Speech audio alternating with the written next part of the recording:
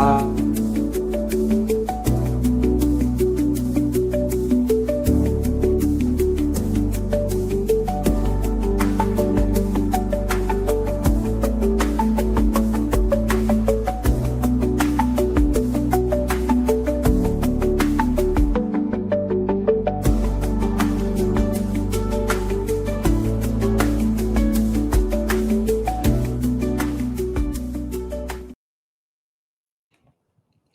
olá, bem-vindos e bem-vindas aqui no meu canal. Eu sou Rodolfo Kapler e este é mais um Kapler Entrevista. Eu tenho a alegria hoje, a honra de conversar com o querido Leonardo Gonçalves, que é conhecido por muita gente no Brasil, sobretudo por pessoas que fazem parte do segmento cristão evangélico, mas há muitas pessoas também que ainda não conhecem. O Leonardo Com é certeza. cantor, compositor e produtor musical, uma das vozes mais marcantes e lindas da música cristã contemporânea. Ô, meu querido, é uma alegria conversar com você e, enfim, ter esse privilégio. Pois é, Rodolfo, que alegria também a minha falar com você, e a gente se segue há tanto tempo, a gente já trocou tanta ideia, mas o encontro presencial, físico, nunca aconteceu, e esse é o mais próximo, na verdade, que a gente já esteve, assim, né, É de verdade. de se falar pessoalmente. A gente se conheceu, Leonardo, em julho de 2022. A gente Isso. começou a se falar e eu tive o privilégio de te entrevistar para a revista Veja. E aquele foi um período muito difícil, né? Nós vivíamos ali um momento de polarização política, de ódio político. E de lá para cá, o que mudou na sua vida e no Brasil? Olha, primeiro a gente está descobrindo agora, quão difícil era de fato esse período que a gente está vivendo em 2022, né. Agora os últimos acontecimentos, as últimas revelações, a gente imaginava, mas agora a gente tem comprovado, né. E para mim sempre é muito assustador pensar que se tivéssemos talvez um outro presidente, assim, isso ficou muito claro na época que não houve realmente, de fato, golpe, porque os militares não embarcaram, né. Isso inclusive está sendo, na época já se sabia e hoje está sendo declarado, né. E os militares não embarcaram, havia um consenso e há um consenso de que porque não houve sinalização por parte dos Estados Unidos de que haveria apoio, né. Não existe golpe na América do Sul, sem apoio dos Estados Unidos, historicamente falando, né. E com o presidente atual nos Estados Unidos, o Donald Trump, a gente entende o quão próximo a gente passou, né.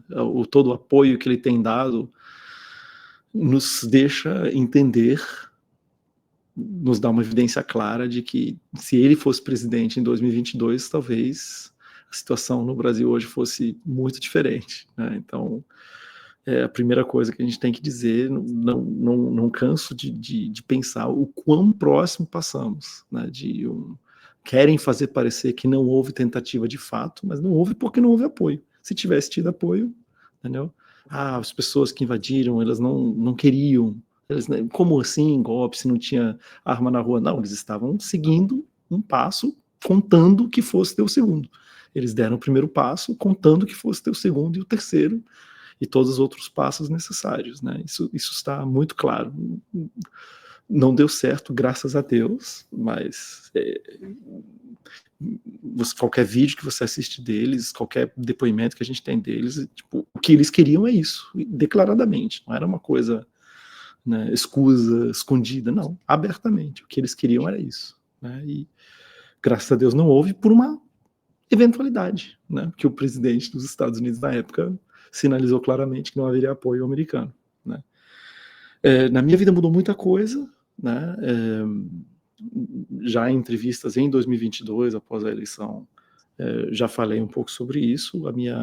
O meu trabalho, minha carreira musical na música cristã, ela se iniciou em 2000 e bom, solo 2002. O primeiro contrato para um disco solo assinei no ano 2000, mas eu já atuava antes, né? Eu comecei adolescente, 14, 15 anos. Primeira vez que entrei em estúdio para gravar um disco, né, como membro de um coral, o Coral Jovem do IASP, foi em 1994, em novembro de 1994, primeira vez que eu entrei no estúdio profissional, um estúdio bebop, um estúdio conceituadíssimo em São Paulo, na época. Então eu tenho tudo isso de trabalho, de história, e a pequenos passos sempre fui crescendo e aumentando a minha base de público. Assinei contrato com a Sony em 2010.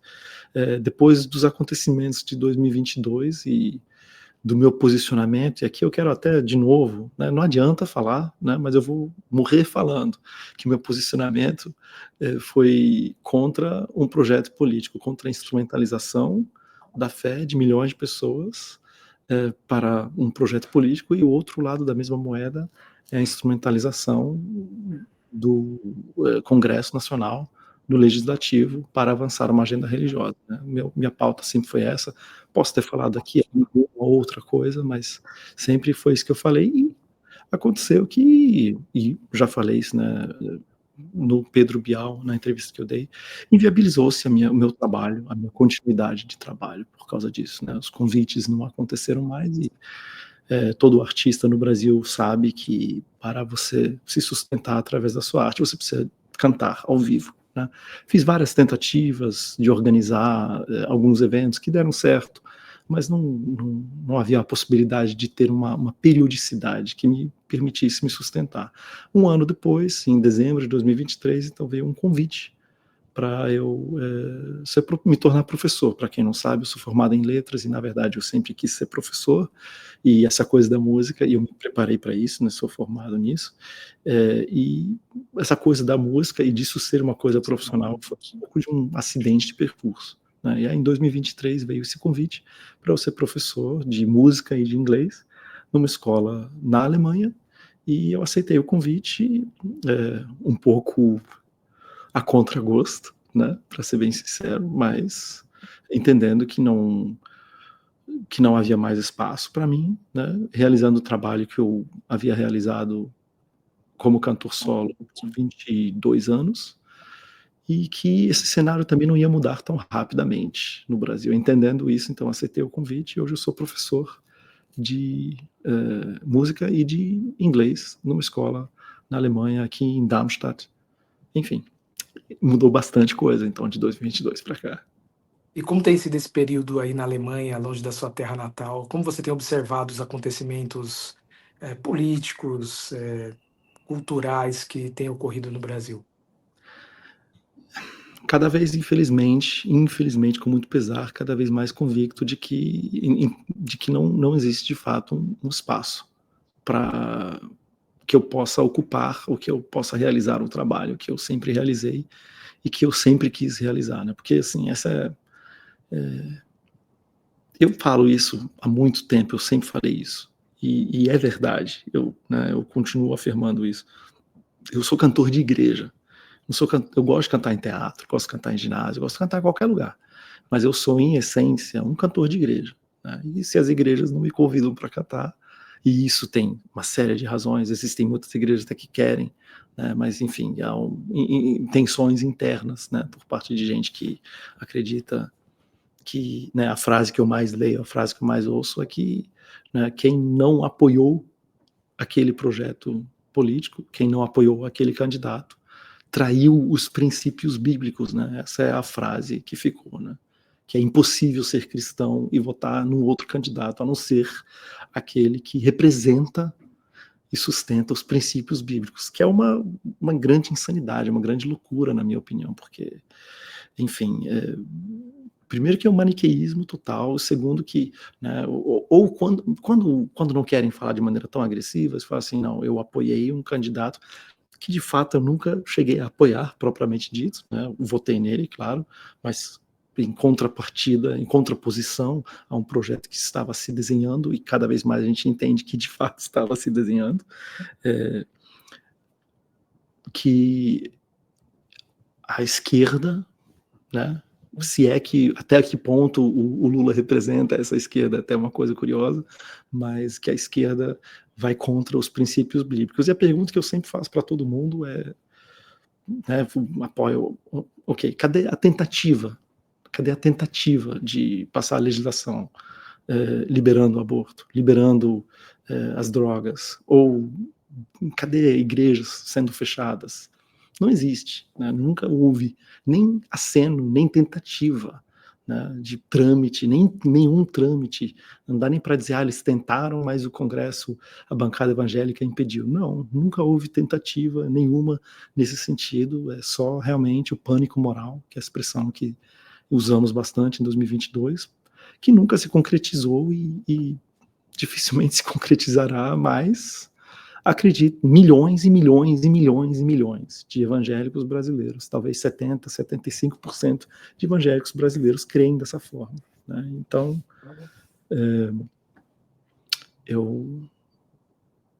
uma coisa também que eu falei em 2021, acho que é 2022, não lembro, 2021 eu acho, do ponto de vista político, eu estou mais pendendo para o lado esquerdo. Se aqui, né, não existe maniquismo, nem até isso é muito triste, né?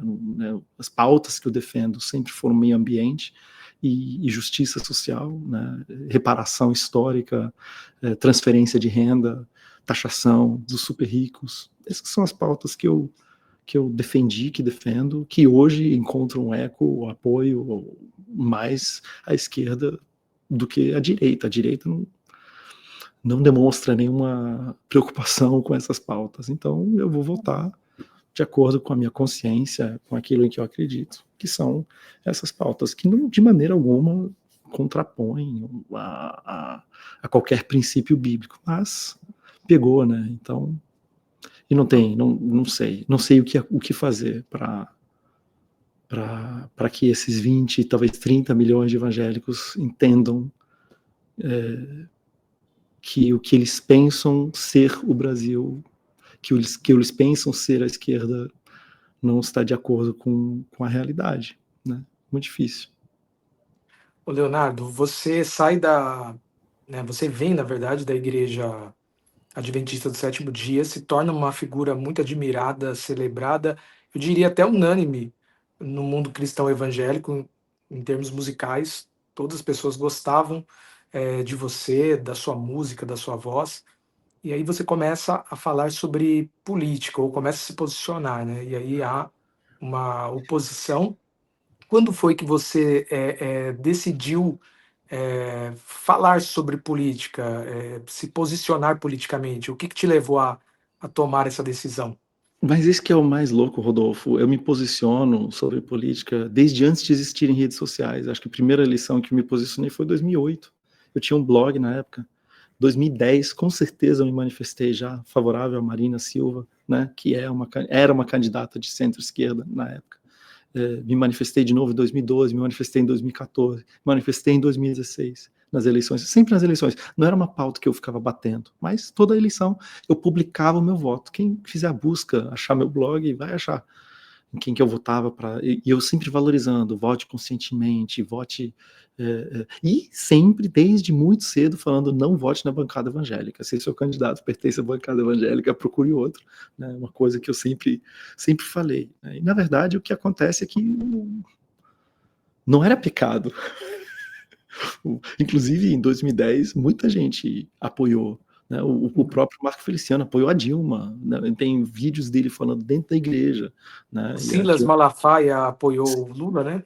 Isso em 2002, mas Mas já enfim, lá atrás, já lá já lá atrás. atrás. Então, assim, essa coisa de que a esquerda é do diabo, quer destruir a família, não existia esse pensamento, não existia.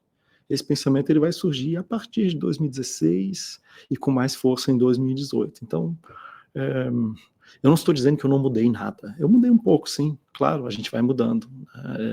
Em relação a alguns assuntos, eu tenho opiniões hoje que eu não tinha há 15, 20 anos atrás. Mas o evangelicalismo no Brasil mudou muito mais do que eu.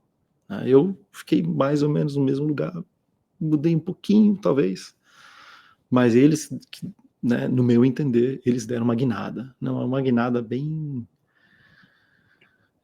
forte, em 2018, e aí quando eu vou me posicionar num segundo momento, porque assim, eu me posicionava somente em eleição, né? Aí eu vou me posicionar de maneira um pouquinho mais contundente, vamos dizer, a partir da pandemia em 2020. Ali, para mim, era quando a gente viu alguns líderes evangélicos, grandes líderes da bancada evangélica, junto com o então presidente declarando, em abril de 2020, com a pandemia, né, aquela coisa, né, distanciamento social, todo mundo se proteger, né, vamos ver o que está acontecendo, vamos ver como a gente vai lidar com isso. E quando a gente vê esses líderes declarando em nome de Jesus que não haverá morte nenhuma, que o Covid vai passar pelo Brasil, que não vai acontecer nada com os brasileiros, que não precisa de distanciamento social, que as igrejas precisam continuar abertas, né, e a gente tem grandes lideranças evangélicas e políticas, né, falando isso claramente, despudoradamente, né? A partir disso eu olhei, né, para os lados e falei assim, gente, ninguém vai falar nada? E ninguém falou, e aí eu senti que... E eu lembro exatamente, foi minha primeira postagem assim, mais contundente, foi justamente, né, Páscoa de 2020. Páscoa é uma data muito importante por causa do meu repertório, né? Música Getsemane, Ele Vive. Aí eu falei, ok, vocês querem falar em jejum? Que era uma técnica que eu já estava batendo antes, né? Que é assistência social. Ok, as pessoas não estão podendo trabalhar. Então nós que temos alguma coisa guardada, nós que ainda temos algum tipo de recurso, doe para as instituições que você puder. Estava tendo bastante live solidária, e eu participei de muitas lives solidárias, e todas as lives solidárias, não só que a gente não recebia para cantar, não, eu fazia doações, né, consideráveis, inclusive, né, consideráveis para a minha realidade, né, dentro da minha realidade. Né, então eu falei, vocês querem jejum? Eu peguei, tem um vídeo, tá, até hoje, tanto no YouTube como no Instagram. Vamos ler o texto aqui sobre jejum, em Isaías 58. O que jejum que Deus quer? Que a gente um dia pare de comer? Não, que a gente solte as ataduras dos que estão em grilhões, né? Que a gente conforte o estrangeiro, receba o estrangeiro, que a gente compartilhe, enfim, é um dos textos mais fortes, né, do Antigo Testamento e talvez de toda a Bíblia sobre essa questão de justiça social, né, que o que Deus quer não é esse jejum aí, não, o que Ele quer é justiça, né, e que a gente seja agente de justiça, que a gente promova a justiça, e a partir daí, de maneira não sistemática, né, aí acontecia uma outra coisa, aí o cara, ninguém vai falar nada, então não tem ninguém, então vai eu mesmo, né? E aí, em 2022, eu acabei sendo usado pelos dois lados como peça política, e eu acredito também que milhões de pessoas que sequer me conheciam antes, que nem tinham uma relação assim com minha música, com, com essa parte da minha vida, né? Passaram a me conhecer dentro de um contexto em que eu estava sendo usado por ambos os lados, um como saco de pancada, outro para mostrar que, né, o famoso nem todo evangélico,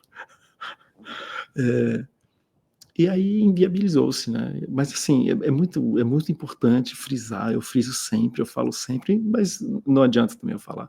Sempre me posicionei em relação à política, minhas opiniões políticas mudaram muito pouco, né, nesse tempo todo que eu me posicionava e que eu continuei me posicionando. Não foram tanto assim os meus hábitos que mudaram, né? O que mudou realmente foi um pensamento, né? Um pensamento que, né, eu hoje, né, em retrospecto, eu consigo entender que realmente esse discurso de guerra cultural, né, e eu também falei muito sobre isso nas redes sociais, em outros podcasts também, essa tentação, né, do discurso, de cairmos no discurso da guerra cultural, só que de um jeito maniqueísta, simplista, né, de que um lado representa os valores de Deus e o outro lado representa Satanás, ou que vai contra as coisas de Deus, e aí sempre com, né, os espantalhos, né, com pânico moral. É muito triste, né? E eu não vejo também como sair disso. Eu não acho, pelo que eu tenho de contato com meio evangélico, via redes sociais, ou pessoas que eu conheço, eu não acho que mudou muito, né? Esses últimos 3 anos não Na sua conseguiram. visão, a tendência é piorar. Não é nem questão de, não sei se a tendência é piorar, não diria isso, mas eu não sei como melhorar, eu não sei como que as pessoas vão sair desse discurso de bem versus o mal. Eu não sei. Eu não sei o que precisa É acontecer. a teologia do domínio entrou mesmo, então, nas igrejas evangélicas, de certa maneira, em linhas gerais. Não diria que é a teologia do domínio. Eu tenho um pouquinho de ressalvas quanto à forma com que isso às vezes é apresentado, né? O que é a teologia do domínio, e que existe, tá? Existem pessoas que realmente, que eles não chamam assim, né? Eles chamam, né, dos sete montes, né? Isso a gente sempre ouviu e sempre teve gente engajada para que a gente conquistasse os sete montes, né? E um dos sete montes é a política, né? E o documentário da Petra Costa mostra, inclusive, não é nem ela dizendo, né? São as pessoas que acreditam nisso, que creem dessa forma, explicando, são as próprias palavras, né? Nesse caso específico do Silas Malafaia, explicando, né? O que são os sete montes e que é para a gente conquistar cada um deles. E um dos sete montes é a política, né? Tem o entretenimento, a cultura, a educação, né? Ciência, por aí É, vai, né? então, existe realmente esse projeto. Eu não acredito que seja um projeto majoritário. Eu não acredito que a maioria dos evangélicos creia assim. Mas, de maneira extremamente eficaz, as pessoas que pensam dessa forma conseguiram. É, a expressão que eu uso da mitologia grega é soltar o Kraken, né? Release the Kraken, né? Soltar o Kraken, né? Que é uma força muito tenebrosa, que é a guerra cultural, essa mentalidade de guerra cultural, né? E conseguiram, através dessa bandeira de guerra cultural, que é uma coisa que existe no cristianismo, existem imagens, existe linguagem bíblica, né? Que tem um apelo muito forte nesse sentido, né, de guerra cultural, né, da armadura de Deus, a batalha, né, a vitória, todo esse imaginário, vocês conseguiram pegar isso que existe e que já fez muito estrago no passado, se a gente olhar as cruzadas, a Inquisição, né, existe infelizmente uma tradição muito longa desse tipo de instrumentalização por um período relativamente grande, pelo menos no meio evangélico, isso não foi usado como uma máquina de moer gente, né? E é uma instrumentalização veterotestamentária, né? É baseada no Velho Testamento, essa linguagem, né? Mais Tem, bélica, mais militarizada, né? mas tem no Novo Testamento também. Tem no Novo Testamento também. Tem como a gente Ítalo Calvino, no Porquê Ler os Clássicos, ele, naquele texto, uma das coisas que ele fala é que os clássicos podem dizer muita coisa, né? Mas não qualquer coisa, né? Só que, assim, existem textos, não adianta a gente falar, porque eu também não gosto disso, entendeu? Eles acusam a mim, por exemplo, de desvirtuar a palavra de Deus, de desvirtuar a Bíblia. Aí eu vou acusar eles, não, eles que são que fazem isso. Eu falei, não, existem linhas conflitantes, existe tensão dentro do cristianismo, sempre existiu, tem uma tradição milenar de pessoas que estão mais próximas da minha maneira de crer. Existe também uma tradição milenar, né, inclusive majoritária, talvez, a gente precisa até admitir, né, de gente que utiliza a Bíblia e os ensinamentos que a gente encontra na Bíblia da forma que eles estão utilizando. Um acusar o outro de ser falso, eu não acredito muito nisso. São coisas que existem e a gente precisa lidar com elas, entendeu? Agora, o que eu acredito é que a galera dos Sete Montes conseguiu soltar na mente e na mentalidade de milhões de pessoas que nem estão ligadas nos Sete Montes, não. Mas esse medo, esse pavor, né? E uma das falas que me marcou muito, que foi muito forte para mim na época que eu vi, foi quando o Alan dos Santos, né, foragido nos Estados Unidos, foi recebido, que nem evangélico, não é? Foi recebido na igreja Batista Lagoinha de Orlando, né? E ali ele fala, ok, podemos discutir política, mas precisamos salvar as criancinhas, né? Esse apelo pegou. Eu acredito que a maioria das pessoas que quer salvar as criancinhas nem pensa nos Sete Montes e nem pensa em dominar a cultura, o entretenimento, a educação, a política, a religião, etc, etc. Não. Mas essa linguagem, e aí tem uma coincidência ainda, né, porque toda essa linguagem bélica, né, que existe, a gente encontra na Bíblia, né, não adianta a gente dizer que não, né, que está lá. Encontrou um candidato que tem uma mentalidade militar também, né? Nós versus eles, né? O bem versus o mal. Inclusive, muitas canções cristãs que eram cantadas na década de 90, né? Não vou nem mencionar aqui, mas muitas, né? Tinha essa Sim, com linguagem mais certeza. bélica. Sim, assim, a cultura influencia a religião, e religião influencia a cultura, porque é tudo ser humano. Isso acontece Tá tudo mesmo. imbricado mesmo, Sim, é complexo, mas e a tentação de simplificar, É. especialmente num momento de insegurança econômica, né? Aí você tem realmente um motivo, não é isso, por isso que está tudo indo ruim. Não é porque, sei lá, os bilionários do mundo triplicaram sua fortuna nos últimos 5 anos. Não, tem nada a ver. Não, tem a ver com isso aí, que querem banheiro unissex. Nossa, nem mencionei antes, banheiro unissex. Cadê? Cadê? Onde é que está o projeto de lei tramitando? Onde é que está o governo apoiando esse tipo de coisa, ou investindo, E, você, gastando? Não e tem. a maioria da população, as pessoas que vivem realmente nas periferias, elas não estão preocupadas com banheiro unissex.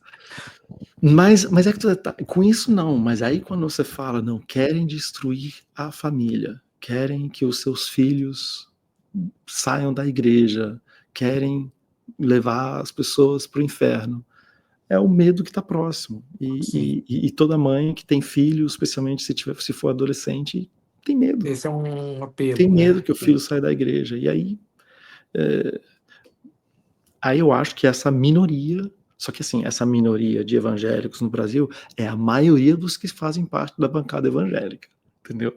Isso aí, os que estão na bancada evangélica, eu acho que, sei lá, eu chutaria que um percentual alto deles realmente tem essa mentalidade, né? Ente- De, de, Concordo. de, de, do que, né, eu vou fugir da expressão teologia do domingo, eu vou chamar como ele chama, né, que tem realmente essa questão dos 7 montes e de Sete conquistar monte. os 7 montes, entendeu? Então, assim, só que uma maioria apoia esses não porque querem os 7 montes, não porque creem dessa forma, mas com medo de que da destruição iminente que possa ocorrer caso, né, a esquerda faça tudo o que eles querem. Isso é um negócio, né, que não Leonardo, existe no mundo real uma tentativa real de fazerem isso que está sendo dito que querem fazer. Mas não adianta, porque é porque eles disfarçam, é porque eles são dissimulados, então aí não tem muito como, não sei o que fazer, porque são milhões e milhões e milhões de brasileiros que pensam assim, eu não sei como chegar neles, não sei como dialogar, eu que sempre fui do diálogo, né? Como você mesmo mencionou, eu vim de uma igreja, eu sou adventista sétimo dia e consegui dialogar com tantas denominações. Em relação a esse assunto, a minha capacidade de diálogo é quase como se não existisse. ô Leonardo, que tipo de relação você tem hoje com a Igreja Adventista do Sétimo Dia? Sou membro regular, continuo membro regular, é, dizimista, é, sei lá, eu fui até a escola em que eu trabalho é uma escola adventista, inclusive, né? É, fui até professor de religião no último ano letivo. Esse ano agora, próximo ano letivo, dificilmente serei, mas assim, eu sou adventista de quinta geração, né? Todo dia tem alguém me perguntando por que eu saí da igreja, que é uma expressão, um jeito muito adventista de falar da igreja, só existe uma, né, para o adventista. É, não sei quem espalha isso ou por quê, mas continuo membro regular, como sempre fui. Você nunca se afastou da Igreja Adventista. É importante Não, ressaltar isso aqui, né? Para muita gente que às vezes tem essa dúvida.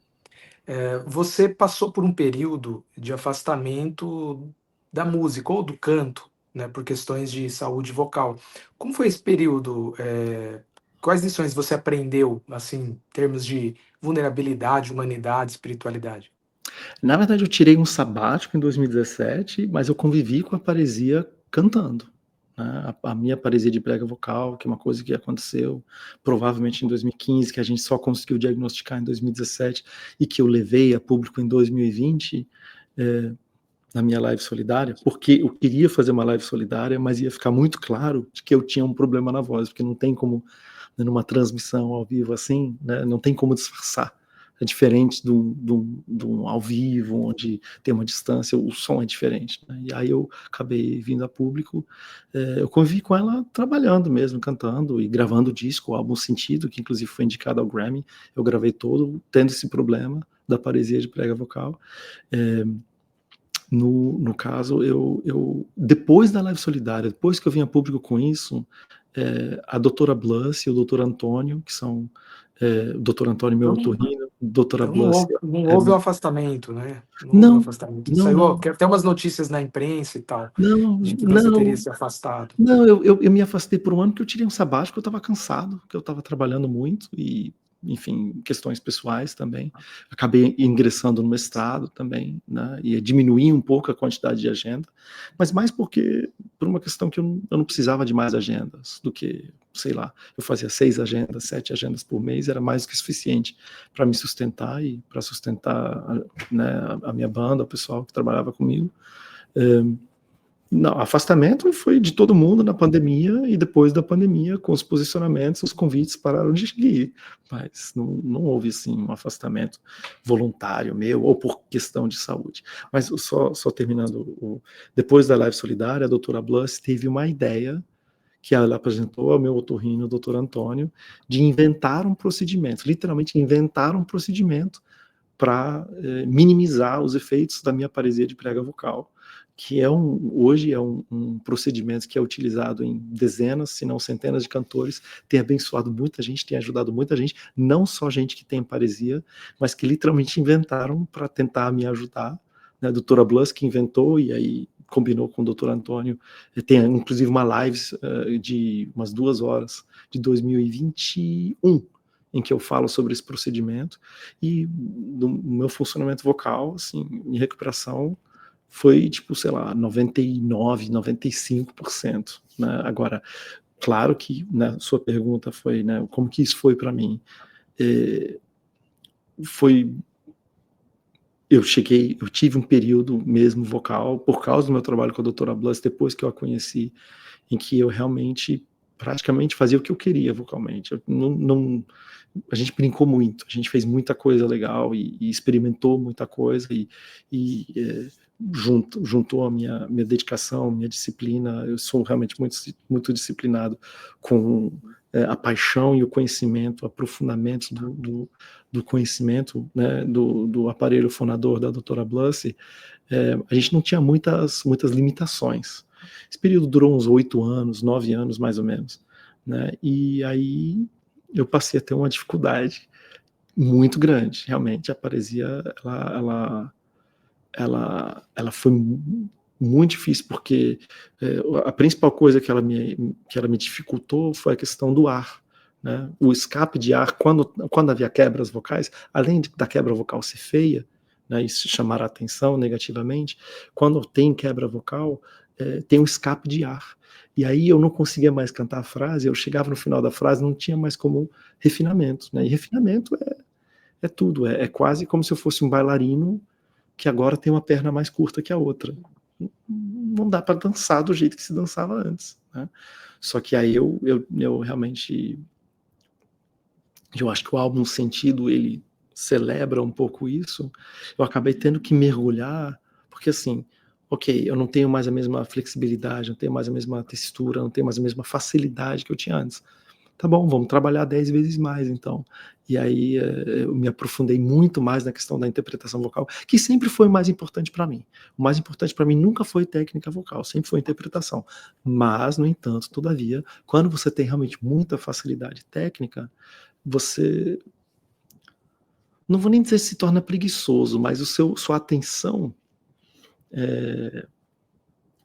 vou dizer ao contrário, pelo fato de eu não ter mais facilidade técnica, a única coisa que me sobrou, a única coisa que me restou, foi realmente mergulhar nessa coisa maravilhosa de transmitir pensamentos, ideias, sentimentos através da voz, né? Eu tive que simplificar um pouco o grau de dificuldade, talvez, de algumas coisas, né? A textura, por exemplo, que eu utilizei no álbum Sentido é menor, não tem tanto agudo, muito embora o meu problema não era agudo, o meu problema era a passagem, né? deu muito trabalho em finalizar o álbum. Teve música que eu gravei 57 takes, 57 canais de voz, eu cheguei a contar, né, porque a minha voz sempre estava quebrando, tive muita dificuldade, mas me levou a um mergulho mais profundo. E aí eu acho, unido a isso, a pandemia e a gente coletivamente passar por tudo que a gente passou, eu acho que hoje, né, tendo recuperado a questão técnica quase 100% por causa desse procedimento e tendo tido esse aprendizado, eu hoje, as coisas que eu tenho gravado, as coisas que eu tenho feito, eu acho que são as melhores coisas que eu já fiz até agora, vocalmente, musicalmente, artisticamente, e, Que e é isso. gostoso isso. E o que você e quem você tem ouvido e lido? Lido, eu não tenho tido tanto tempo para ler. Para os meus colegas professores que estão assistindo essa live, é, primeiro que é uma mudança muito grande. Eu estou dando aula numa língua que não é minha língua, né, que é o alemão, no sistema educacional que não é o sistema que eu conheço e no qual me formei. É, eu tenho um filho que ontem completou 4 anos de idade, inclusive, né, que requer muito da minha energia, né? É, eu nunca tive que acordar às 5:30 da manhã todos os dias da semana e enfim, especialmente corrigir prova de inglês, por exemplo, tem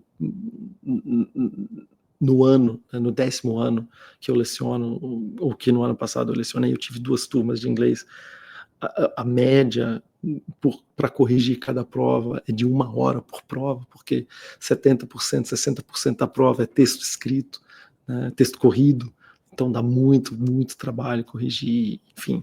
E aí eu até pensei que era um problema meu, né, porque talvez eu era muito lerdo, porque eu não tinha experiência, mas eu conversei com os colegas também do departamento de inglês e é assim mesmo, né, então assim, ser professor dá muito trabalho, né, então eu não tenho tido tanto tempo de ler as coisas assim, por prazer, né, por assim dizer. É, minhas últimas leituras foram mais teológicas, na área teológica, ou nas leituras do mestrado também, que eu li muita coisa sobre tradução. Destacaria talvez Wilhelm Flusser, né, que é um alemão que foi para o Brasil, que escreve coisas muito interessantes sobre linguagem. Ricoeur, Walter Benjamin. Walter Benjamin escreve muita coisa interessante também sobre tradução, né? O meu mestrado, que infelizmente não consegui terminar, e perdi meu mestrado, foi uma das coisas tristes desse período da pandemia e Você pós-pandemia. pretende fazê-lo aí na Alemanha?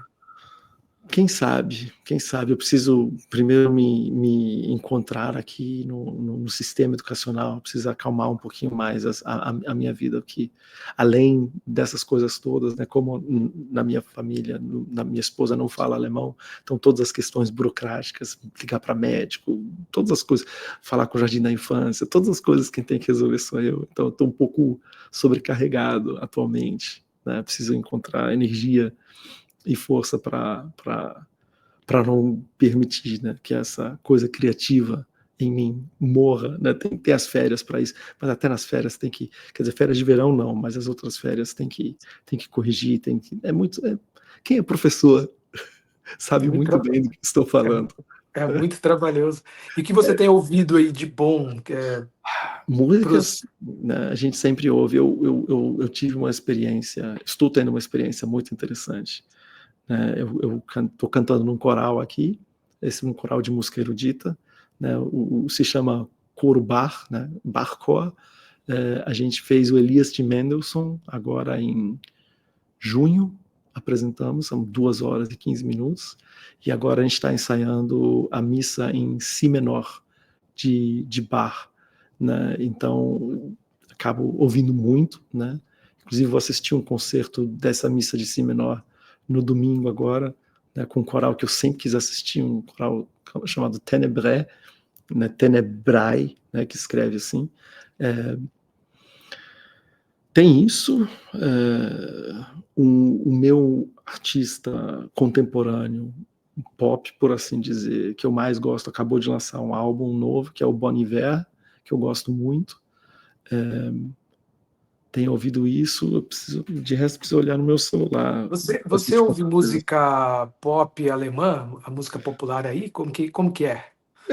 Tem coisa legal, sim. Tem coisa legal, sim, mas não posso dizer que eu ouço tanto, não. Na verdade, assim, eu ouço da época que eu cresci aqui, não sei quantos aqui sabem que eu cresci na Alemanha, mas esse, as coisas da década de 80 e 90 que tem um apelo mais nostálgico, eu tenho voltado a ouvir, né?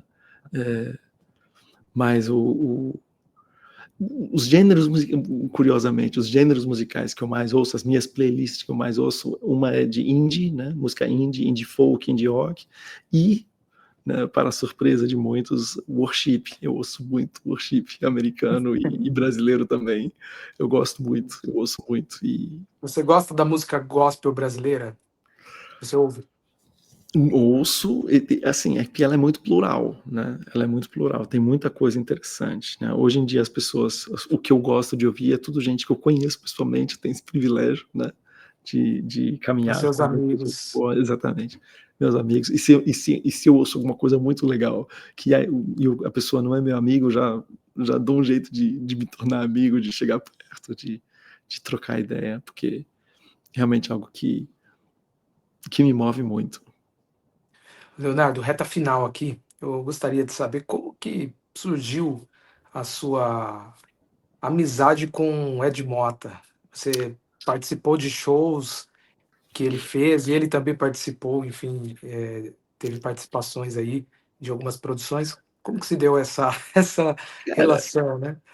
Cara, isso é uma coisa das redes sociais, desse período, no começo das redes sociais, quando ainda não existia um algoritmo, é, cara, do nada, alguém mandou algum vídeo meu cantando, não só eu, mas o Renatinho Max também, era um vídeo de- do Família Soul, Novo Israel, o Bruno Menezes, né, um grande amigo meu, fiz uma participação e tinha o Renatinho Max e eu, é, fazendo melismas, brincando, e alguém mandou isso para o Ed Mota e ele comentou no Twitter, né? Ele comentou no Twitter que gostou e, na verdade, a frase, pô, colocou uma frase forte pra caramba, que eu nem sei, acho que até ele deu uma exagerada, mas a frase que ele colocou assim, nunca se cantou assim no Brasil, né? E aí fiquei sabendo, eu seguia ele e tal, as pessoas me mandaram também. Isso acho que foi no Twitter. Aí eu respondi, interagi com ele um pouco. Ele falou: vou fazer um show sábado em São Paulo, bora lá. Eu falei: bora. Aí eu, mas assim, né, naquelas, né? Não vai rolar. Mas aí ele chegou, me ligou no celular e eu achei tão incrível o jeito respeitoso, né? Ele teve uma sensibilidade, né? Ele não chamou a gente para cantar uma música do repertório dele, chamou a gente para cantar a música do Stevie Wonder, inclusive a música que o Stevie Wonder fez em agradecimento a Deus pelo nascimento da filha dele, sabe? Teve toda essa sensibilidade, porque imagina, em 2010, 2011, né? Cantores, não foi 2010, cantores evangélicos cantarem música popular, né? Inclusive eu fiquei 3 anos sem poder aparecer na TV Novo Tempo, porque eu cantei com Edmota. Deu, Isso deu, isso mesmo foi, com todo o cuidado, mesmo com todo o cuidado que ele teve, que a gente teve, mesmo assim teve uma repercussão, né, mas foi um bem. grande orgulho para os cristãos evangélicos que gostavam de música. É, realmente Pois ver é. um artista do meio participando, né, com um grande artista brasileiro que é o Ed Mota, né? Não, Eu gosto muito disso. e aí no ano seguinte o Take Six veio ao Brasil e eu abri os shows do Take Six, fiz uma mini turnê com eles, acho que por 6 ou 7 cidades, né? E aí eu chamei ele para cantar comigo no show do Take Six no Rio de Janeiro. Ele levou os vinis dele para pegar o autógrafo da galera do Take Six, que é uma galera que ele respeita muito, né? E tal. Então, assim, e aí a nossa relação é mais assim de rede social mesmo. Fizemos uma live juntos, trocamos ideia, trocamos figurinhas musicais. Às vezes ele me manda um disco. Ele depois, né, desse encontro comigo, ele começou a pesquisar muito, que ele gosta muito de um período específico, né, da música. Ele é muito fissurado em vinil, né, década de 70, principalmente 60 e 70, e aí ele começou a pesquisar muito, inclusive coisas que eu nunca ouvi falar, de música gospel, daquela época, né, nos Estados Unidos, e me mostrou umas coisas incríveis, e aí eu também comecei a pesquisar um pouquinho esse período, e, né, falei, pô, o cara manja mais de música cristã do que eu agora, não pode. Aí também indiquei alguns álbuns para ele e tal. Então, assim, é mais assim, de trocar figurinha. Às vezes acontece alguma coisa com ele, né, na mídia e tal, manda uma mensagem por aí, pô, cara, os caras estão te sacaneando de novo, né? A mídia não gosta muito do Ed Mota, né? Ele também, né? Vamos falar também, né? Ele faz lives muito longas, né? E não tem como você ficar 6 horas numa live e aí às vezes ele fala uma coisa e fala Tropeça nas palavras, né? Todos nós. Todos nós. Se a Imagina gente assim, ficar 6 horas falando, a gente vai tropeçar. alguma hora vai falar alguma coisa e aí, né, aí que aquilo vira um corte, aí vira uma polêmica, aí a mídia toda comenta e tal. Enfim, e aí às vezes ele também fala, não, realmente, pô, mandei mal e tal. Aí ele, né, às vezes dá umas recuadas, às vezes não. Enfim. A última dele foi, acho que ele falou contra o rap, né? Hip hop, ele não gosta. Isso. Ele não gosta. Depois Nossa. ele pediu perdão pro pessoal do hip hop. Isso Que aí, o Mano Brown, o pessoal do mas, Racionais gosta dele, né? O pessoal admira ele pra caramba. claro. Mas enfim, por exemplo, eu amo a banda Radiohead, né? Eu adoro, é a minha banda preferida, né? Eu não citei eles antes, eu citei o Bon Iver porque faz muito tempo que eles não lançam um disco, né? E aí eu numa live, inclusive, falei, não, cara, você tem que sentar comigo para ouvir Radiohead e tal. Ele falou, não, muito chato, eles são muito ruins. Eu falei, não, cara, eu vou levar meus vinis, vou levar na sua casa, a gente vai ouvir junto, eu vou te mostrar. E ele tem esse jeito debochado, entendeu? Eu acho que também não. Eu acho que Mas é um não tem grande que levar. artista. É um grande Claro, não. artista. Mas eu não acho nem que ele se leva tão a sério, essas opiniões dele tão a sério, entendeu? Eu até entendo, né, que as pessoas se ofendam também, não estou tirando a razão de quem fica ofendido, mas eu não acho que ele, pelo menos na minha convivência com ele, se for por isso, ele já ofendeu o meu gosto musical 1 trilhão de vezes, entendeu? Só que é uma coisa que, tipo, claro, você dá risada e vida que segue, entendeu? Não sei. Entendi. E para a gente encerrar aqui, eu vou mencionar alguns nomes e você faz o.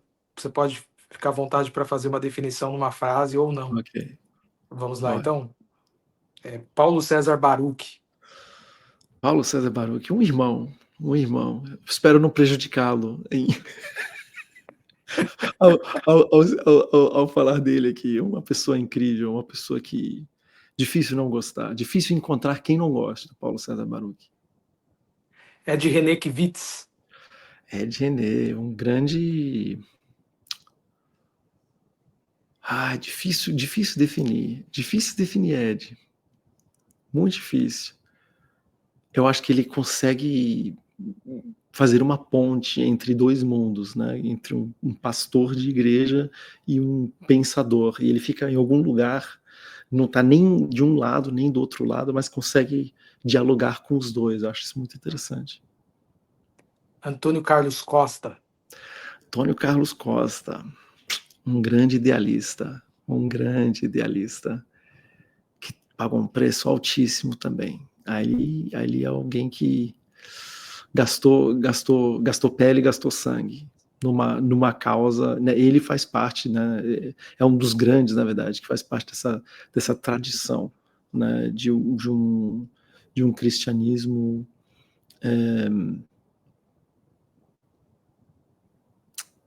de resistência, e pró-justiça social. Eu acho que ele dedica a vida dele a isso. Kleber Lucas. Kleber Lucas é um amigo que se tornou irmão. Né? O Antônio Carlos Costa, inclusive, eu não conheço pessoalmente, ainda quero conhecê-lo, mas o Kleber, inclusive, trocamos mensagens hoje, é uma pessoa por quem eu tenho um carinho muito grande.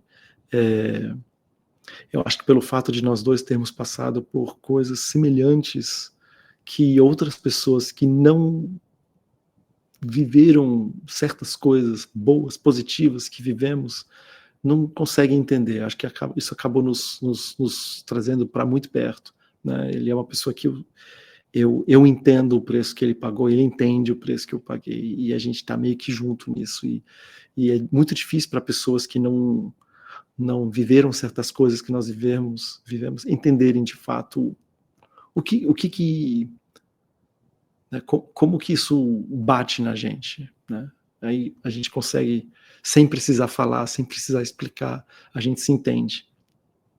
E por fim, Edson Nunes. Você deixou pro final, né? Cara, Edson para mim, além de ser meu melhor amigo, né, uma pessoa incrível, porque eu tenho uma admiração profunda. O Edson, para mim, ele une qualidades muito difíceis de se unir em uma pessoa só, né? Ele é uma pessoa extremamente estudiosa, extremamente inteligente, se comunica muito bem, né? Com simplicidade, de um jeito que qualquer um consegue entender, e a índole dele, né, o caráter dele, é, é uma coisa realmente impressionante. Essa junção dessas quatro coisas é muito difícil, muito raro encontrar, né? E ele é uma pessoa também que, que passou por algumas coisas nesse período. No caso dele, ele nunca se posicionou como eu me posicionei, né? E nunca, teoricamente, ele jogou dentro das quatro linhas, né? Da denominação, do que a denominação recomenda, e mesmo assim acabou sendo vítima de uma caça às bruxas terrível, terrível, uma coisa assim terrível que fizeram com ele. E, enfim, muito triste, mas ao mesmo tempo muito feliz, né, que ele encontrou um caminho e que ele está fazendo um trabalho incrível, incrível, que ele não poderia estar fazendo se não tivesse acontecido tudo que aconteceu. Não estou dizendo que foi bom que aconteceu, tá? Mas mesmo, né, com os limões que a vida lhe deu, ele está conseguindo fazer uma limonada que não é uma bênção para ele. Mais uma vez, ele continua, né, com esse intuito, com esse compromisso de continuar abençoando outras pessoas, de serviço, né? É uma coisa que me toca muito. Leonardo, muito obrigado, meu querido, por atender o meu convite. Foi uma alegria conversar com você. Sinto-me muito honrado mesmo de ter podido desfrutar dessa experiência aqui com você. Eu que agradeço, Rodolfo, pelo espaço, pelo convite. Prazer. Eu desejo todo o sucesso do mundo, as bênçãos de Deus na sua vida, na sua família, e que você Amém. continue seguindo aí a sua trajetória, que é uma trajetória muito linda, muito brilhante, tá bom? Amém. Deus Antes seja da louvado. gente, antes da gente encerrar aqui, eu vou pedir para você que nos acompanha se inscrever no canal, deixar um like, compartilhe o link com mais pessoas e ative o sininho para receber as notificações. E até o próximo Kapler Entrevista. Valeu, gente!